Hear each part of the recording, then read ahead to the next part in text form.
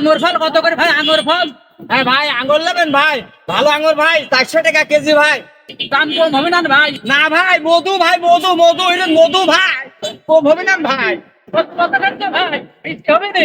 ও ভাই, বিশ্বাস না হলে এই মধুপুরে মধু ভাই, মধু একটা খেয়ে দেখেন তাকে। अबे साले ভাই একবার খাইয়ে দেখেন ভাই, কি মধু ভাই। মধু বলে একটু খাই দেখি তো। কি করে? हेलो